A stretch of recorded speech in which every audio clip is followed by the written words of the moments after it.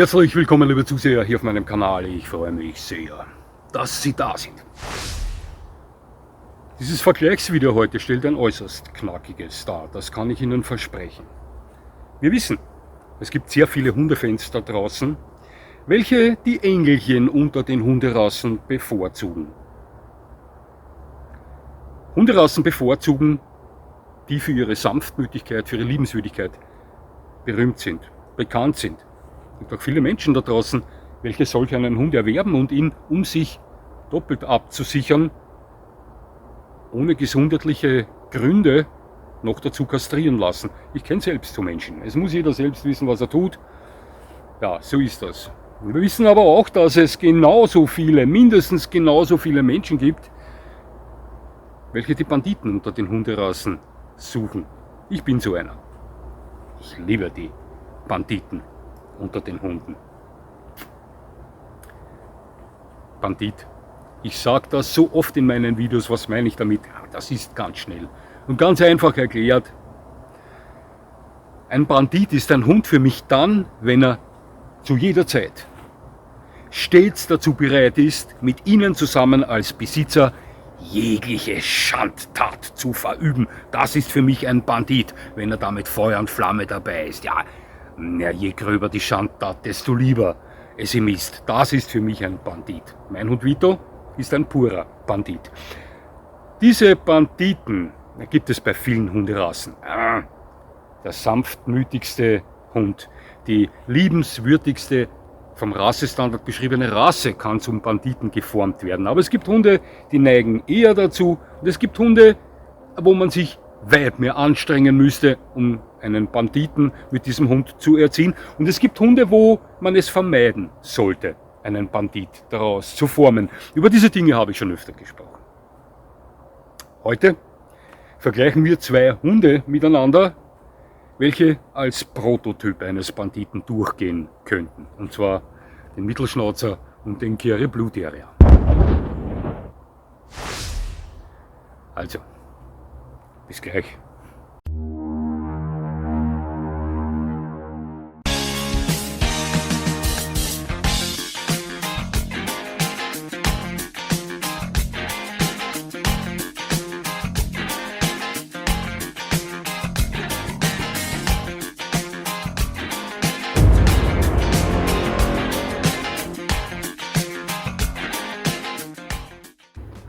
Nun, dieses Video heute erscheint ebenfalls auf Wunsch eines meiner Zuseher. Eine ganz delikate Geschichte. Vor etwa 2 Wochen schrieb mich Signore Franco aus Rom, Italien an. Er besitzt einen 3-jährigen Kerry Blue Terrier Rüden. Sein Nachbar, der gleichzeitig sein bester Freund ist, besitzt einen 5-jährigen Mittelschnauzer Rüden. Und während die beiden beste Freunde sind deren beiden Hunde beste Feinde. Die vertragen sich überhaupt nicht. Er erzählte mir, dass sich die beiden schon unzählige Male über beide Rassen unterhalten, philosophiert, miteinander diskutiert haben. Bat mich zu meiner Meinung über den Unterschied zwischen Mittelschnauzer und Kerry Blue Terrier. Ich habe ihm meine Meinung auch preisgegeben. Ja, in diesem Schriftverkehr meinte er dann irgendwann mal, ob ich nicht ein Vergleichsvideo über diese beiden Hunde bringen könnte. Ich dachte mir, gute Idee. Und er sagte mir, wenn ich das tue, wenn ich solch ein Video bringe, dann wird er sich mit seinem besten Freund, seinem Nachbarn, zusammen am Balkon einfinden und sehen sich dieses Video dann zusammen miteinander an. Ja, ich möchte das heute machen und Signore Franco aus Rom diesen Wunsch erfüllen. Hoffe, ich drehe mir da nicht selbst einen Strich damit und mir hängen dann beide Italiener an der Kugel und würgen mich. Ja, nein, so wild wird es schon nicht sein. Also, beginnen wir mit dem Vergleich und tauchen zuerst mal, wie gewohnt, kurz in die Geschichte bei der Hunderassen ein. Wir beginnen mit dem Mittelschnauzer. Ja, jetzt würde der Mittelschnauzer normalerweise aufstehen und sagen, ich war der Erste der Schnauzer, und so ist das auch. Einer der rauhaarigen Pinscher, welche im 19. Jahrhundert schon Pferdeställe vor Ratten und Mäusen säuberten, welche nicht erwünschte zweibeinige Besucher wegpinscherten, wegbissen, welche Fuhrleute bei den Reisen mit ihren Fuhrwerken laufend begleiteten und bewachten, beschützten, Hunde, die häufig bei Rasten, bei aufgeschlagenen Lagern dann selbst für Futter sorgen mussten, indem sie auf die Jagd gingen und sich Kaninchen oder anderes Wild holten. Sehr robuste, leistungsfähige, kernige Hunde, die Schnauzer. Ja, heute ist der Mittelschnauzer ähnlich wie der Zwerg- und Riesenschnauzer ein sehr beliebter Familienhund, sehr beliebter Begleithund, auch ein guter Wach- und Schutzhund, ein sehr sportlicher Familienkamerad, dem allerdings an Beliebtheit der Zwergschnauzer und der Riesenschnauzer überholt haben. Eigenartig, denn für mich stellt dieser Schnauzer die perfekte Mitte dieser drei dar. Kurz mal reingesehen beim Ian, beim Kerry Blue Terrier. Ja, dieser Hund machte schon vor hunderten Jahren die Gegend um die irische Grafschaft Kerry unsicher. Dort lebte er als vielseitig einsetzbarer Hofhund, Bauernhund und Jagdhund. Er hielt die Bauernhöfe vor Ratten und Mäusen sauber, hütete das Vieh, jagte Dachse, Otter und Kleinwild. Dieser Hund stellt heute ein Symbol des irischen Nationalstolzes dar. Und die meisten der Kerry Blue Terrier heutzutage haben diesen Jagd- und Hofhund in ihrem Inneren noch immer nicht weggeräumt. Also sind nach wie vor überzeugte Bauern-, Hof-, Jagdhunde. Tolle Hunde. Ja, kurz mal die Geschichte angekratzt. Und jetzt sehen wir uns die Anatomie an, vergleichen die beiden mal miteinander. Beginnen mit der Größe und hier gleich mit dem Mittelschnauzer. Und da spricht der Rassestandard davon, dass Hündinnen mindestens 45 cm Schulterhöhe vorweisen sollen, während Rüden bis zu 50 cm Schulterhöhe erreichen dürfen, laut Rassestandard. Mittelgroße Hunde. Beim Kerry Blue Terrier ist das ganz ähnlich, denn hier beginnen Hündinnen bei 44,5 cm Schulterhöhe, während Rüden sich bei maximalen 49,5 cm Schulterhöhe einpendeln. Wir sehen also, der Mittelschnauzer und der Kerry Blue Terrier sind exakt gleich große Hunde. Überhaupt kein Unterschied. Beim Gewicht ist das ganz ähnlich, denn hier beginnen Mittelschnauzer Hündinnen bei etwa 15 Kilo, während Rüden bis zu 20 Kilo erreichen dürfen, laut Rassestandard. Der Kerry Blue Terrier erreicht bis zu 18 Kilo, laut Rassestandard. Also, diese Hunde sind gleich groß, diese Hunde sind gleich schwer. Beim Fell sieht die Sache ein klein wenig anders aus, denn der Schnauzer ist ein typisches Rauhaar, während der Kerry Blue Terrier nur im ersten Moment wie ein rauhaariger Hund wirkt. Doch in Wirklichkeit besitzt der Kerry Blue Terrier ein sehr weiches, welliges Fell, das sich sehr samtig anfühlt.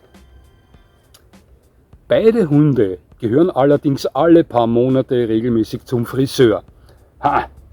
Der Schnauzer, soweit ich weiß, ich bin hier kein Spezialist, gehört entweder getrimmt oder geschoren, und soweit mir bekannt gehört der Kerry Blue Terrier einzig und allein geschoren. Ich bin hier kein Spezialist, diese Trimmerei, Schererei meide ich wie der Teufel das Weihwasser. Weshalb das so ist, weiß ich nicht. Ich habe da eine Abneigung gegen diese Sachen. Auch bei der Farbe unterscheiden sie sich ein wenig, denn den Mittelschnauzer gibt es genauso wie seinen großen Bruder, den Riesenschnauzer, nur in zwei Farben, in Schwarz oder in diesem schönen Salz und Pfeffer, diese Grau-Variante, während es den Kerry Blue Terrier nur in diesem Blau gibt. Blau. Für mich ist das ein grau schattiertes Schwarz, aber ich bin da kein, wie soll ich sagen, bei mir muss man bei Farben etwas vorsichtig sein. Ich bin farbenblind, das erkannte man recht spät. Erst bei der Musterung zum Bundesheer stellte man eine Gelbblindheit fest und beim Führerschein sagte man mir, ich bin absolut farbenblind. Ja, ich dachte früher immer, wenn man als Mensch farbenblind ist, dann sieht man alles schwarz und weiß, aber das ist ein Blödsinn. Ich sehe alles genauso bunt wie Sie auch. Nur, wenn sich Farben ähneln, kann ich häufig nur sehr schwer bei diesen Farben dann voneinander unterscheiden. Wenn zum Beispiel irgendwo ein helles Orange auftritt, könnte ich das mit Gelb verwechseln, oder ein sehr, sehr dunkles Blau könnte für mich schwarz erscheinen. So spielt sich das in etwa ab. Also, wenn Sie mich nach Farben fragen, bin ich da nicht wirklich eine Richtlinie eine ernstzunehmende diesbezüglich. Also auf mich wirkt dieses Blau der Kerry Blue Terrier wie ein grau schattiertes Schwarz. Kerry Blue Terrier kommen alle ausnahmslos ganz schwarz zur Welt und färben sich nachher etwas heller im Laufe der Zeit. Eben in dieses Blau, welches in verschiedenen Schattierungen vorkommt. Manchmal heller, manchmal etwas dunkler, wo es für mich persönlich schon absolut schwarz wirkt. Für Sie, wenn Sie nicht farbenblind sind, wahrscheinlich nicht. Ja, die Gesamterscheinung zeigt uns bei beiden Hunden gleich erkennbar mittelgroße, urwüchsig aussehende, leistungsfähige Kraftpakete, die gleich im ersten Moment aufschreien, ich bin ein Bandit, ein 100%iger Bandit. Doch weisen sie in der Gesamterscheinung auch einige Unterschiede vor. Für mich. Ein Unterschied, der mir besonders auffällt bei beiden, ist, dass der Mittelschnauzer im Vergleich zum Kerry Blue Terrier immer etwas kompakter wirkt. Der Kerry Blue Terrier wirkt etwas flacher. Flacher in die Richtung, wie häufig Airedale Terrier auftreten oder Irish Terrier auftreten oder diese Flunderform, die häufig glatthaarige Fox Terrier vorzeigen. Zumindest wirken die so auf mich. Obwohl der Kerry Blue Terrier und der Mittelschnauzer gleich groß und gleich schwer werden, wirkt der Mittelschnauzer kompakter. Und das ist höchstwahrscheinlich seinen etwas kürzeren Läufen zu verdanken. Der Kerry Blue Terrier ist zumeist etwas hochläufiger. Das wiederum lässt ihn etwas schlanker als den Mittelschnauzer erscheinen. Das ist ein Unterschied, der mir ins Auge fällt. Ja. Außerdem ist natürlich die Fellbeschaffenheit eine andere. Von der Ferne betrachtet ähnelt sie sich doch, je näher die Hunde kommen. Da unterscheiden sie sich schon. Man sieht dann, wenn ein Kerry Blue Terrier vor einem steht, dass er das weit weichere Fell besitzt als der Mittelschnauzer. Ein ganz besonderer Unterschied bei beiden ist die Kopfform. Und ich möchte hier mal von beiden Hunden den Kopf einblenden. Ja, ich sage Ihnen was. Diesen Dschungel, den Sie da sehen beim Kerry Blue Terrier, den habe ich auch schon häufig bei Schnauzern gesehen. Sowohl bei Zwergschnauzern wie auch bei Mittelschnauzern, aber auch bei Riesenschnauzern. Für mich ist es eine fürchterliche Geschichte. Hätte ich einen der 3 Schnauzerrassen oder einen Kerry Blue Terrier, dann dürfte mein Hund etwas sehen. Denn teilweise ist es schrecklich, was wir aus dem Wolf fabriziert haben. Es hat ja einen Grund, warum der Wolf da vorne keinen Dschungelobe hat. Ja. Ich weiß schon, unsere Hunde heute sind keine Wölfe mehr, aber ja, trotzdem. Mir wäre hier schnurzegal, was der Rassestandard verlangt. Ja. Mein Hund dürfte was sehen und mein Kerry Blue Terrier wäre da vorne geschoren. Also der dürfte aus den Augen raussehen können. Doch wenn der Kerry Blue Terrier vom Friseur nach Rassestandard geschoren wurde, dann weist er eine völlig andere Kopfform vor als der Mittelschnauzer. Ja, hier gefällt mir die Kopfform des Mittelschnauzers bei weitem besser, denn dieses Büschel da runter hätte mein Kerry Blue Terrier nicht. Ja. Aber das ist eine der besonderen Auffälligkeiten, möchte ich sagen, wenn wir nach Unterschieden dieser beiden Hunde suchen in der Gesamterscheinung. Also, Mittelschnauzer wirkt kompakter, Kerry Blue Terrier etwas hochläufiger, etwas schlanker, obwohl gleich groß, gleich schwer. Fellbeschaffenheit, wenn sie näher kommen, erkennt man sofort, aha, weiches Fell, etwas raues Fell, Kopfform. Ja, haben wir schon besprochen. Sehen wir uns mal kurz den Charakter der beiden an und hier möchte ich kurze Auszüge aus dem offiziell beschriebenen Charakter beider Hunderassen bringen. Ich beginne mal mit dem Schnauzer. Ja, der Mittelschnauzer gilt als etwas selbstständiger als der Riesenschnauzer. Einige Leute würden das als sturer bezeichnen. Er besitzt feuriges Wesen, aber überschaubares Feuer, bei weitem nicht derartig loderndes Feuer wie der Zwergschnauzer. Vielleicht etwas mehr Flamme als der Riesenschnauzer. Überschaubares Feuer, selbstverständlich sprechen wir hier vom typischen Rassevertreter. Angeborenes Misstrauen Fremden gegenüber befähigen ihn zum exzellenten Wachhund. Ganz Schnauzer typisch. Und der Mittelschnauzer ist ein guter Schutzhund. Ich möchte nicht so weit gehen und den Mittelschnauzer als sehr guten oder perfekten Schutzhund bezeichnen. Dazu hat er ein klein wenig zu wenig Substanz Doch, ich möchte hier ganz besonders betonen, liebe Zuseher, unterschätzen Sie niemals einen entschlossenen 20 Kilo schweren Hund. Unterschätzen Sie niemals die Energie, welche ein 20 Kilo schwerer Hund freisetzen kann. Ich hatte schon einige Hunde in dieser Gewichtsklasse am Schuhzaum. Ich weiß, wovon ich spreche. Der Mittelschnauzer kann ein guter Schutzhund sein. Wir sind uns alle einig, wenn ich behaupte, dass der Riesenschnauzer hier der effektivere Schutzhund wäre im Ernstfall. Doch ein guter kann auch der Mittelschnauzer sein. Stellt einen tollen Kinderkumpel dar, wenn man ihn gekonnt an die Sache heranführt. Die Geschichte muss ich nicht immer wieder wiederholen. Eine klare Sache gilt für alle Hunderassen da draußen und ist ein höchst leistungsfähiger Sportkamerad für Sie, wenn Sie ein sehr sportlicher, unternehmungslustiger Mensch sind. Der Mittelschnauzer begleitet Sie überall hin, bei Wind und Wetter, ein höchst wetterfester, leistungsfähiger, ausdauernder, schneller, starker Sportkamerad, ein Bandit, der jederzeit für jede Schandtat mit Ihnen zusammen bereit ist und das mit Freude gerne tun würde. Klar strukturierte Erziehung ist vonnöten beim Mittelschnauzer. Schauen Sie, dieser Hund neigt dazu, wenn Sie ihm den kleinen Finger reichen, dass er die ganze Hand nimmt. Auch mein Hund neigt dazu, das ist so. Schauen Sie, bei einem Mittelschnauzer, ich spreche nicht von harter Erziehung, überhaupt nicht. Ich spreche von konsequenter Hand. Ein gutes Mittelding zwischen konsequenter und liebevoller Hand wäre perfekt. Der Hund braucht glasklare Strukturen, sonst tanzt er Ihnen auf der Nase herum. Das können die Schnauzer, das können besonders Zwergschnauzer und Mittelschnauzer. Sehr gut, also nochmal. Klar strukturierte Erziehung ist beim Mittelschnauzer vonnöten. Die Hunde können falsch erzogen etwas zu viel am Dampf entwickeln und etwas unkontrollierbar werden, ja, wenn man es ganz blöd angeht. Ja, aber im Großen und Ganzen ein fantastischer Hund. Ein fantastischer Hund, den man unbedingt näher betrachten sollte, wenn man auf mittelgroße Kraftpakete steht. Ja, die alles können, was große Hunde auch können. Jetzt sehen wir uns kurz mal den Kerry Blue Terrier an. Das ist ein Terrier durch und durch. Mehr muss man eigentlich nicht mehr sagen. Er ist garantiert etwas feuriger unterwegs als der Mittelschnauzer. In allem geistig ein klein wenig schneller als der Mittelschnauzer. Langsam ist der Mittelschnauzer im Kopf auch nicht. Doch Terrier, speziell Terrier, sind sehr aufmerksame Hunde.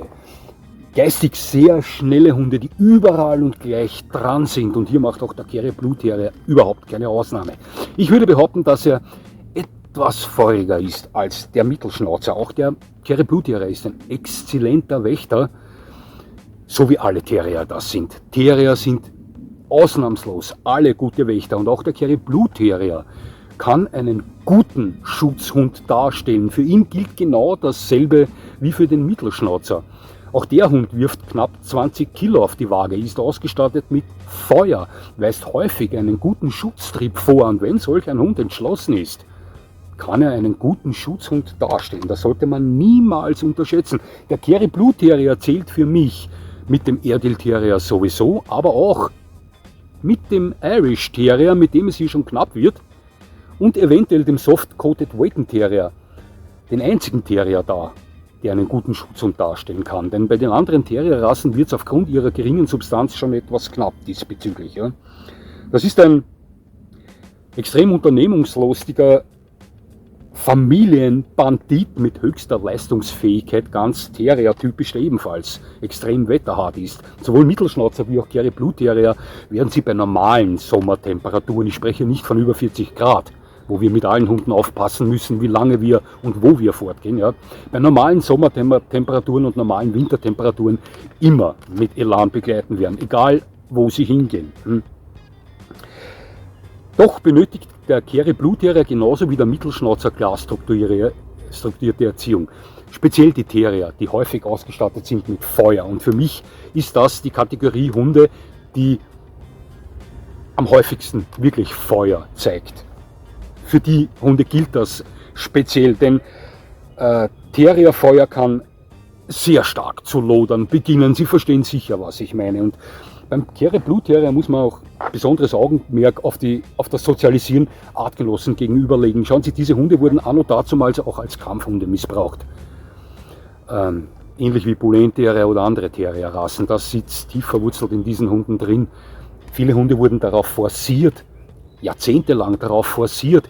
Vererbungsgenetik, wir kennen das. Ein Kerry Blue Terrier, bei dem man das Sozialisieren Artgenossen gegenüber versäumt hat, der kann schnell zum Raufbold werden. Und diese Hunde sind stark, sind leistungsfähig, haben Power im Kiefer, die können auch Schaden an größeren Hunden anrichten. Das sollte man beim Erwerb oder vor dem Erwerb eines Kerry Blue Terriers immer bedenken, immer im Hinterkopf behalten. Ja, persönliche Erfahrungen mit beiden Hunden habe ich nicht so viel gemacht wie mit anderen Hunden. Hier schaut es beim Mittelschnauzer, obwohl es hier auch nicht gut aussieht, besser aus als wie beim Kerry Blue Terrier. Ich möchte Ihnen da mal etwas erzählen. Ich habe persönlich nie mit einem Mittelschnauzer gearbeitet. Bei uns am Platz war nie ein Mittelschnauzer zu Besuch, um bei uns zu arbeiten. Aber ich war mal als Gastfigurant bei einem Turnier eingeladen und hatte dort die Ehre, einen Mittelschnauzer eines Starters beim Turnier dort hetzen zu dürfen. Und ich sage Ihnen was. Wirklich viel geht diesem Hund bei der Schutzarbeit von seinem großen Bruder, dem Riesenschnauzer, nicht ab. Selbstverständlich spürt man den Gewichtsunterschied des Mittelschnauzers zu seinem großen Bruder. Ich meine, das sind etwa 25 Kilo Gewichtsunterschied zwischen diesen beiden Rassen. Aber auch der Hund hat Power im Kiefer, ist Feuer am Arm. Also die 20 Kilo, die dieser Hund Ihnen am Arm präsentiert, feurig präsentiert, die spürt man. Das kann ich Ihnen versichern. Ein herrlicher Rüde gewesen damals, der, soweit ich weiß, auch bei der Unterordnung und bei der Fährtenarbeit glänzte. Privat kannte ich überhaupt keinen Mittelschnauzer. Ich traf damals mit meinen American Pitbull Terrier Attila häufiger auf eine Mittelschnauzer Hündin, von der möchte ich hier Ihnen ganz kurz etwas erzählen. Mein Pit Attila, der hatte die Angewohnheit beim Spiel, auch wenn er es noch so lieb meinte, ziemlich ruppig zu werden. Nicht ernst, aber er setzte beim Spiel häufig seine Power, über welche er in Übermaß verfügte, glauben Sie mir, ein. Das konnte manchmal etwas grob werden. Da musste ich ihn dann stoppen, damit er andere Hunde beim Spiel nicht verletzt. Die Hornisse besucht uns schon wieder. Besuchen darf sie uns, stechen soll sie mich nicht. Die Mittelschnauzerhündin, mit der er immer spielte, die gab ihm Ätzes, der war das völlig egal. Im Gegenteil, die stieg da voll in dieses Spiel mit ein. Eine wunderschöne schwarze Hündin, kompakt, kräftig, feurig unterwegs, Schnauzer, hart im Nehmen. Die gab da Gas mit meinem Pit. Ja, die traf ich hier und da mal. Hündinnen waren ja bei meinem Pit überhaupt kein Problem, die liebte er, genauso wie Welpen. Rüden, ja, da möchte ich nichts dazu sagen. Das war immer so eine Geschichte. Ja, könnte ich ein Buch drüber schreiben. Vielleicht tue ich das mal. Kerry Blue Terrier hatte ich nie persönlich zu tun mit diesen Hunden. Ich sah viele auf Ausstellungen, wo sie mir immer sehr gut gefielen. Sehr aufmerksame, energische, wunderschöne Hunde, die mich abseits ihrer Kopfform vom Körperaufbau stark an den Irish Terrier erinnern. Selbstverständlich weisen sie eine andere Farbe vor, gar keine Frage, aber völlig ähnlicher Körperaufbau. Vielleicht 1-2 cm höher, dadurch, dass sie schwerer sind, auch ein bisschen kerniger gebaut als der typische Irish Terrier und natürlich eine völlig andere Kopfform, die fürchterlich aussieht, wenn sie so geschoren ist, wie es der Rassestandard vorsieht. Also bei mir, nochmal, ich wiederhole mich jetzt, glaube ich, zum 3. Mal, dürfte er etwas sehen, der Kerry Blue Terrier. Doch tolle Hunde, die häufig Pfeffer innehaben. Ja, auch so wie der Irish Terrier das hat. Alle Terrier einfach. Also sind Hunde, die mir wahnsinnig gut gefallen. Nur leider habe ich persönlich nie Erfahrung gemacht mit diesen. Ich kannte nie persönlich einen. Also hier kann ich nicht aus Erfahrung sprechen bei diesen Hunden. Nur aus der Theorie und aus Kurzbegegnungen mit Kerry Blue Terrier auf Ausstellungen, ja. Aber Hunde, die mir wirklich sehr gut gefallen. Ja, Entscheidung. Nochmal zurück zu den Gemeinsamkeiten, welche beide haben. Fliege, Leiche, zu den Gemeinsamkeiten, welche beide haben. Und dann teile ich Ihnen mit, für welchen der beiden ich mich entscheiden würde. Und dann hätte ich noch kurz was an Signore Franco zu sagen. Ich hoffe, ich breche mir nicht die Zunge dabei. Ja, Gemeinsamkeiten. Beides pure Banditen. Prototypen eines Banditen. Hunde, die danach rufen, mit ihnen Bandit sein zu dürfen, also diesbezüglich maßgeschneidert für mich. Ich liebe das bei Hunden. Wobei der Kerry Blue Terrier vielleicht einen Zentimeter noch mehr Bandit ist als der Mittelschnauzer. Und das möchte was heißen, denn Schnauzer sind Banditen, geborene Banditen. Also, beide sehr leistungsfähige, mittelgroße Kraftpakete, sportbegeisterte Hunde, die Top-Familienhunde darstellen, welche sie zuverlässig bewachen und gut beschützen können. Verbindet beide miteinander. Beide Hunde gehören zum Hundefriseur, auch das verbindet sie miteinander, wobei der Mittelschnauzer entweder getrimmt oder geschoren gehört. Der Kerry Blue Terrier, glaube ich, nur geschoren gehört und bei mir anders geschoren werden würde. Fürchterliche Geschichte. Ja? Beide Hunde für mich ähnliche Farben, wenn sie einen schwarzen Mittelschnauzer haben, weil Kerry Blue Terrier, ich bin farbenblind, würde für mich ähnlich schwarz sein. Ja?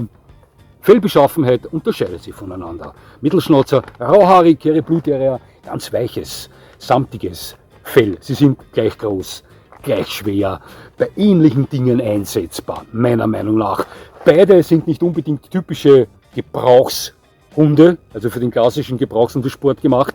Wenn man allerdings ein Händchen für Hunde hat und mit dem Charakter dieser beiden Hunderassen zusammenwächst, bin ich davon überzeugt, dass man auch mit diesen beiden Hunden am Platz glänzen kann, obwohl der eine ein purer Terrier ist, die häufig einen Dickkopf vorweisen, wir wissen das, und der andere ein richtiger Schnauzer ist, der hier, ähnlich wie der Zwergschnauzer auch, etwas sehr selbstständig sein kann. Doch nochmal, hier ist Händchen gefragt, wenn Sie das haben, dann packen Sie Ihren Hund mit dem Trick und alles geht.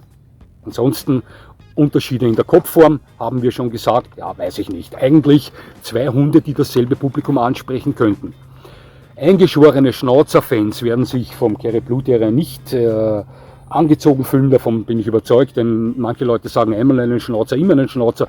Da gilt aber für den Kerry Blue Terrier umgekehrt genau dasselbe. Davon bin ich überzeugt. Dennoch könnten beide Hunde selbes Publikum ansprechen. Und ich sage Ihnen was, auch mir gefallen beide zu 99% gleich gut. Und wenn Sie mich jetzt fragen, für welchen der beiden ich mich entscheiden würde, das ist wahnsinnig schwer. Aber ich habe natürlich vorher darüber nachgedacht, was ich Ihnen jetzt sagen werde. Das ist so, ich sage Ihnen was. Wäre diese Kopfform, wie sie der Rassestandard vorgibt beim Kerry Blue Terrier, dass sie auszusehen hat, in Stein gemeißelt und nicht veränderbar, dann würde ich mich sofort für den Mittelschnauzer entscheiden, weil mir dessen Kopf weit besser gefällt und weil ich hier sicher wäre, dass der Hund auch sehen kann. Außer, ja, es gibt ja auch Mittelschnauzer, die solch einen Dschungel über die Augen drüber haben. Das habe ich auch bei Zwergschnauzer und bei Riesenschnauzer schon gesehen. Mein Mittelschnauzer hätte das nicht, der dürfte sehen, der dürfte die Welt sehen können. Ja, nochmal, könnte man hier nichts tun? Beim Kerry Blue Terrier, weil das so gewachsen ist, ja, dann würde ich mir den Hund nicht nehmen. Das gefällt mir nicht. Ja. Ich pfeife auf das, ob jemand zu mir sagt, aber wenn du das nicht so scheren würdest, dann sieht er nicht mehr aus wie ein Kerry Blue Terrier, ist mir egal. Ich will, dass mein Hund sehen kann und er wäre trotzdem ein Kerry Blue Terrier. Vom Charakter und überhaupt, er wäre ein Kerry Blue Terrier. Wer sagt mir, dass mein Hund so auszusehen hat? Mein Hund darf so aussehen, wie ich meine, dass er sich wohlfühlt. Ja, doch, es ist eben nicht so, dass diese Kopfform des Kerry Blue Terriers in Stein gemeißelt ist. Das bedeutet, ich würde mich zwischen diesen beiden um einen Zentimeter für den Kerry Blue Terrier entscheiden. Und ich möchte Ihnen das auch begründen. Ich bin ein Riesenschnauzer-Fan. Ein Riesenschnauzer-Fan. Nicht, ich bin ein Riesenschnauzer-Fan, das bin ich auch. Ich bin ein großer Schnauzer-Fan. Mir gefällt der Zwergschnauzer, von dem ich ebenfalls bald ein Video bringen werde. Mir gefällt der Mittelschnauzer, mir gefällt der Riesenschnauzer. Doch ich liebe typische Terrier-Charaktere mehr, als mir Schnauzer gefallen. Verstehen Sie, was ich meine? Der Kerry Blue Terrier ohne diesen Dschungel am Auge, am Fang, ist ein purer Terrier, der mich sehr an den Irish Terrier, das ist mein Lieblingsterrier, erinnert, nur in anderer Farbe. Die Farbe gefällt mir sehr gut. Ich liebe diese Terrier-Feurigkeit, diese Banditen bei den Terriern. Auch der Mittelschnauzer ist ein toller Bandit und würde mich reizen, charakterlich. Ja. Gar keine Frage. Aber ich glaube, dass der Kerry Blue Terrier das noch etwas besser kann. Das ist der Grund. Denn wenn wir dieses Ding wegnehmen, gefallen sie mir anatomisch gleich gut. Ja, ich könnte nicht sagen, dass mir hier der Mittelschnauzer so viel besser gefällt als der Kerry Blue Terrier, der etwas schlanker wirkt, weil er etwas hochläufiger ist. Hier ist der Charakter ausschlaggebend. Und der gefällt mir beim etwas feurigeren, beim etwas schnelleren Kerry Blue Terrier etwas besser. Ja, das ist der Grund. Und deswegen würde ich mich für den Kerry Blue Terrier entscheiden. Obwohl der Mittelschnauzer ein fantastischer Hund ist, wissen wir alle.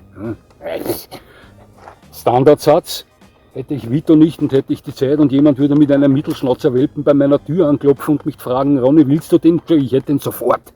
Mittelschnauzer Spitze. Aber noch lieber wäre es mir wieder mit dem Kerry Blue Terrier anklopfen. Ja. So, ich habe da noch was für Signore Franco.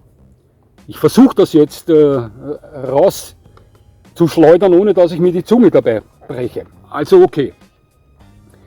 Ti mando cari saluti a Roma, caro Franco. Roma è una città molto bella. Che ci ha visitato. Ja, die Zunge habe ich mir nicht gebrochen, aber ich weiß nicht, ob ich auch das gesagt habe, was ich sagen wollte, denn das sollte heißen, ich sende dir liebe Grüße nach Rom, Franco. Rom ist eine wunderschöne Stadt, die ich schon besucht habe. Ich hoffe, ich habe das gesagt und nichts anderes. Ja, liebe Zuseher, so viel zum Vergleich. Mittelschnauzer, Kerry Blue Terrier, 2 Prototypen des Banditen, 2 Überbanditen, wenn man sie in diese Richtung auch wirklich erziehen will, ja, also dann bieten die sich dafür an, gar keine Frage. Ja. Wunderschöne Hunde. Es hat mich sehr gefreut, dass Sie mir zugesehen haben. Ich würde mich natürlich freuen, wenn Sie mir weiterhin zusehen, und jetzt wünsche ich Ihnen noch einen schönen Tag. Das war's schon wieder.